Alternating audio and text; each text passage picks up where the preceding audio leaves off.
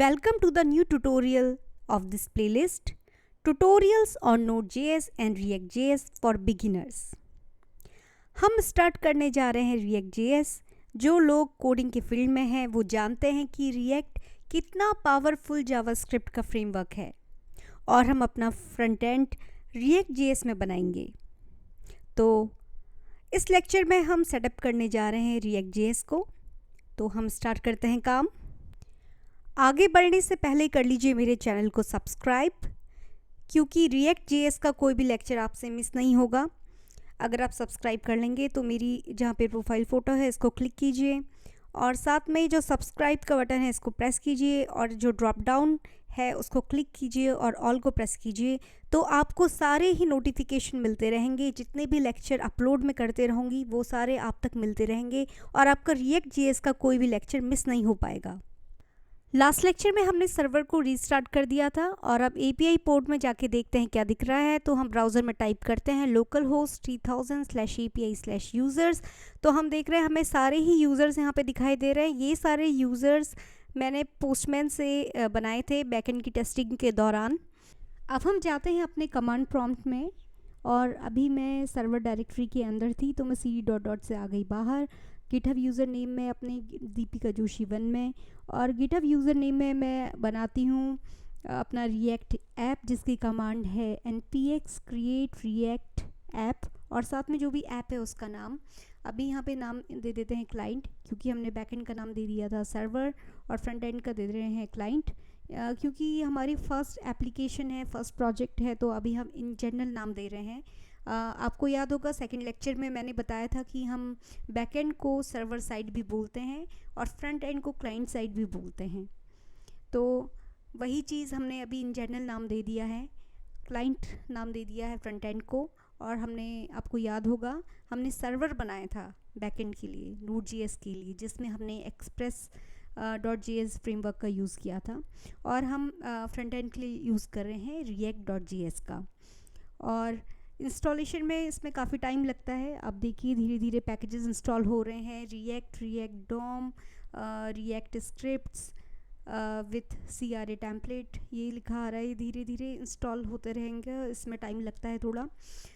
और इसके बाद जब हम सर्वर इसको एप्लीकेशन को चलाएंगे तो हम यहाँ पर लोकल होस्ट 3000 पोर्ट में चला सकते हैं, क्योंकि मैंने बैकएंड की जो एप्लीकेशन चल रही थी लोकल होस्ट 3000 पोर्ट वाली उसको स्टॉप कर दिया है Ctrl+C कमांड से। तो अब मैं चला सकती हूँ इस ऐप को लोकल होस्ट 3000 में। अगर मैं स्टॉप नहीं करती बैकएंड की एप्लीकेशन को तो यहाँ पर एक वार्निंग आती कि ऑलरेडी एक एप्लीकेशन चल रही है आपके सर्वर लोकल होस्ट 3000 में, तो आप पोर्ट नंबर चेंज कर रहे हैं या तो 3001 कर सकते हैं, कुछ ऐसा आपको यहाँ पे वार्निंग आएगी। अगर आपने y टाइप कर दिया और एंटर कर दिया तो 3001 पोर्ट में चलेगा।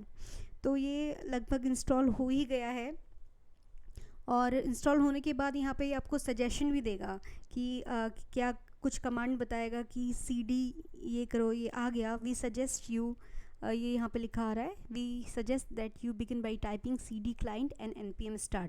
तो cd client करके अब जो हमने क्लाइंट ऐप बनाया है फ्रंट एंड के लिए उसके अंदर चले जाएंगे और साथ में ही हमने अपनी एप्लीकेशन को स्टार्ट करना है। देखना है कि हमारी एप्लीकेशन जो हमें रिएक्ट बना के दे रही है वो कैसे दिख रही है। तो आप npm start से देखिए।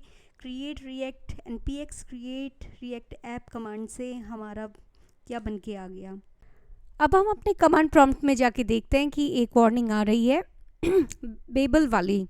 तो इसमें ये है कि हमने डिपेंडेंसीज़ में बिना डिक्लेयर किए ही इंपोर्ट कर दिया है।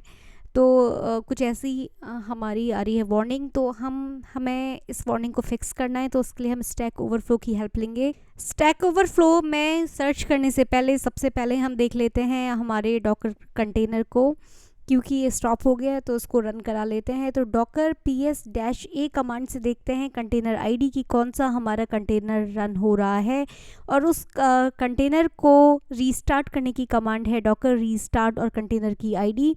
और इसको करके ही आपको एक शिप का साइन ऊपर दिखाई दिया जो भी मैंने दिखाया आपको। इसका मतलब कि बैकग्राउंड में आपका डॉकर चल रहा है। अब हम फिक्स करते हैं अपनी बेबल वाली जो हमारी वार्निंग आ रही है। तो जो भी हमारा पैकेज यहाँ पे आ रहा है इसको हम कर लेते हैं कॉपी, और इसको हम पेस्ट करके करेंगे अपने गूगल में, और साथ में हम आगे से लिख देंगे स्टैक ओवरफ्लो। तो क्योंकि जो हमें यहाँ पे कमांड प्रॉम्प्ट में जो वार्निंग आ रही थी कि जो बेबल प्रेजेंट रिएक्ट ऐप नाम की जो डिपेंडेंसी है वो Babel plugin proposal private property in object package को बिना डिपेंडेंसी में डिक्लेयर किए हुए ही इंपोर्ट कर रही है।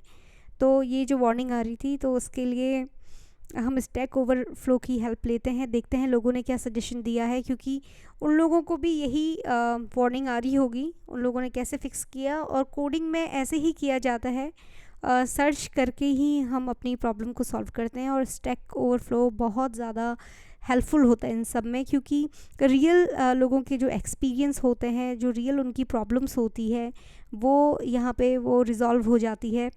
तो ये नहीं हो सकता कि एक जो किसी ने जो बेबल के जो पैकेजेस दिए उसको हम अगर इंस्टॉल कर लें वो हमारे लिए भी काम करे, ऐसा पॉसिबल नहीं है। तो हमको यहाँ पे ट्राई करना पड़ेगा। ओके, तो ये वाला हम जो बेबल वाला पैकेज है उसको हम कर लेते हैं कॉपी। तो देखते हैं कि ये हमारे लिए काम करता है नहीं। तो इसको कॉपी करके जो हमारी package.json की फ़ाइल है इसमें कर लेते हैं पेस्ट। डिपेंडेंसीज़ के बाद लिख देते हैं डेव डिपेंडेंसीज़, और इसके बाद यहाँ पे कॉमा हटा देना है ताकि रेड लाइन ना आए। तो चेक करते हैं npm इंस्टॉल करके कि पैकेजेस इंस्टॉल हो गए कि नहीं। अगर एरर आ रही है, हाँ एरर आ रही है, इसका मतलब ये पैकेजेस हमारे लिए काम नहीं कर रहे हैं, हमें कोई दूसरे बेबल के पैकेजेस इंस्टॉल करने पड़ेंगे। तो अब हम दूसरा कोई पैकेज इंस्टॉल करके देखते हैं। इसको हम कॉपी करके अपनी package.json वाली फ़ाइल में डिपेंडेंसीज़ के अंदर इस पैकेज को करते हैं पेस्ट, और यहाँ पे लगाते हैं कॉमा। इस कॉमा नीचे वाले कॉमा को हटाना पड़ेगा, और अभी ठीक हो गया। अब इसके बाद अपने टर्मिनल में जाके करते हैं इनको इंस्टॉल करने की कमांड है npm इंस्टॉल। तो यही है टर्मिनल, यहाँ पे Ctrl+C करके आते हैं बाहर और लिखते हैं npm इंस्टॉल। देखते हैं कि ये पैकेजेस हमारे लिए काम कर रहे हैं कि नहीं। हाँ, ये इंस्टॉल हो रहे हैं और ये सक्सेसफुल इंस्टॉल हो गए हैं। तो अब हम कोड स्पेस डॉट से जाते हैं अपने कोड में और देखते हैं रिएक्ट ऐप में हमारे पास क्या क्या फ़ाइल हैं जो ऑटोमेटिक बनी हुई हैं। तो सबसे पहले हमारे पास है नोड मॉड्यूल्स का फ़ोल्डर जिसके अंदर हमारी सारी डिपेंडेंसीज़ होंगी। फिर है पब्लिक फ़ोल्डर, और पब्लिक फ़ोल्डर के बाद है src फ़ोल्डर। पब्लिक फ़ोल्डर को ओपन करके देखते हैं। एक तो उसमें favicon है, दूसरा index.html की फ़ाइल है और इमेजेस हैं लोगों की, और बाकी एक JSON की फ़ाइल है, एक टेक्स्ट है। और src फ़ोल्डर के अंदर app.css है, css की फ़ाइल है, app.js की फ़ाइल है, apptest.js की फ़ाइल है, और index.css की फ़ाइल है, index.js की फ़ाइल है, logo.svg है, report web vital.js की फ़ाइल है, और setup test.js की फ़ाइल है। और यहाँ पर हम देखते हैं कि एक और है git ignore की फ़ाइल। ये बहुत ही इंपॉर्टेंट है। जो भी हमें गिटहब में जो फाइल को हमने पुश नहीं करना होता, जैसे हम नोड मॉड्यूल्स को नहीं पुश करना चाहते तो उसको हम git ignore के अंदर लिख देते हैं। और साथ में packagelog.json और package.json की फ़ाइल है। तो इस लेक्चर में हमने React.js के ऐप को सेटअप किया, और नेक्स्ट लेक्चर में हम कोडिंग करना स्टार्ट कर देंगे। और सबसे पहले हम एक फॉर्म बनाएंगे रिएक्ट में।